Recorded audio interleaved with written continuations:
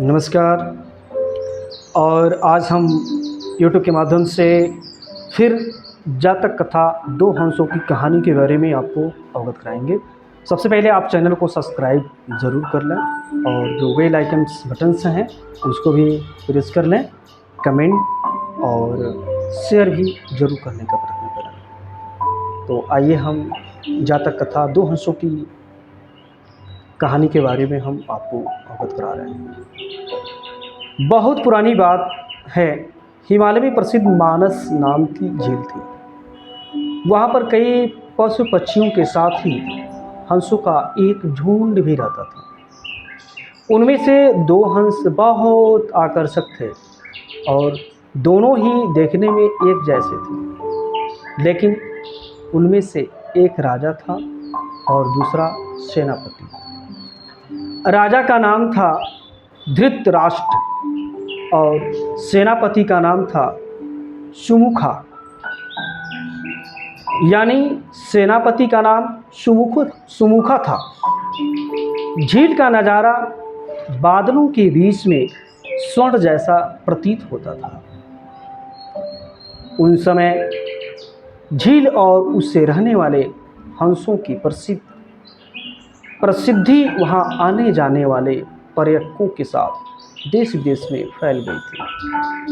वहां का गुणगान कई कवियों ने अपनी कविताओं में किया, जिससे प्रभावित होकर वाराणसी के राजा को वह नज़ारा देखने की इच्छा हुई।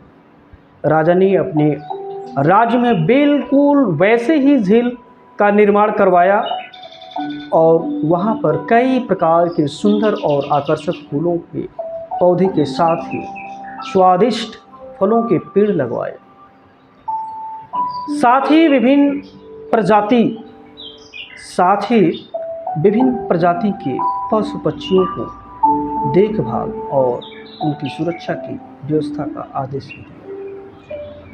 वाराणसी का यह सरोवर भी स्वर्ण जैसा सुंदर था, लेकिन राजा के मन में अभी उन दो हंसों को देखने की इच्छा थी जो मानस सरोवर में रहते थे। एक दिन मानस सरोवर के अन्य हंसों ने राजा के सामने वाराणसी के सरोवर जाने की इच्छा प्रकट की, लेकिन हंसों का राजा समझदार था। वह जानता था कि अगर वो वहाँ गए तो राज उन्हें पकड़ लेगा। उसने सभी हंसों को वाराणसी जाने से मना किया, लेकिन वो नहीं माने। तब राजा और सेनापति के साथ सभी हंस वाराणसी की ओर उड़ चले। जैसे ही हंसों का झुंड उस झील में पहुंचा तो अन्य हंसों को छोड़कर प्रसिद्ध दो हंसों की शोभा देखते ही बनती थी। सोने की तरह चमकती उनकी चोंच सोने की तरह ही नजर आती। उनके पैर और बादलों से भी ज़्यादा सफ़ेद उनके पंख हर किसी को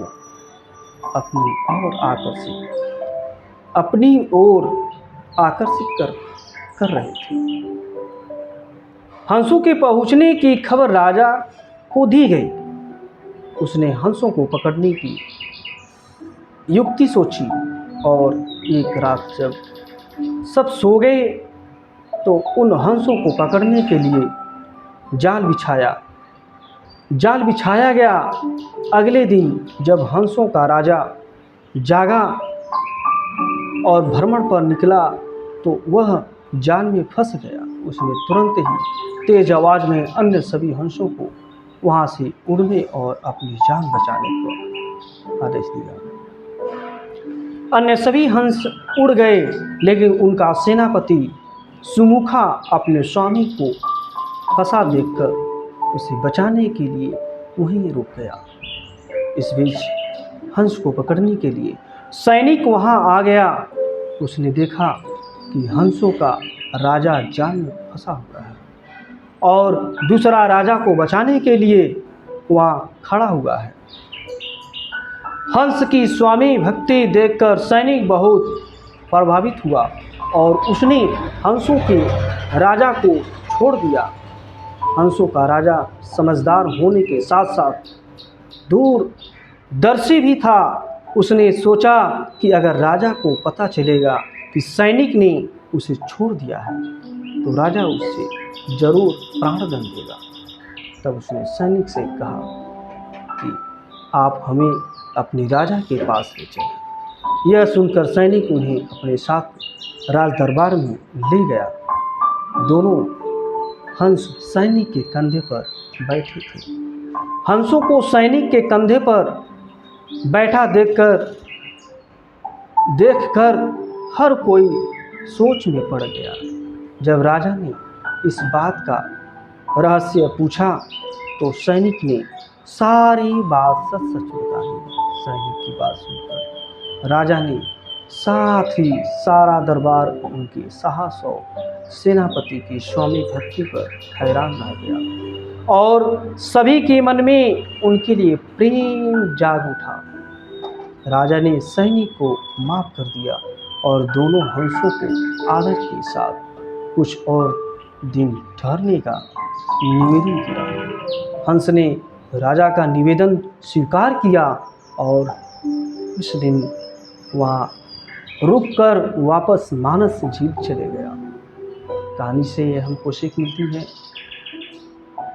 किसी भी परिस्थिति में हमें अपने का साथ नहीं छोड़ना चाहिए। इसलिए हमारे जो भी मित्रगण हैं और जो भी यूट्यूब के रिलेटेड से जुड़े हुए हैं, इसलिए हमें अपने कर्मों पर विशेष ध्यान देना चाहिए और जहाँ तक प्रक्रिया है अपने कार्यों को सही ढंग से करते हुए अपने कार्यों को फोकस करें।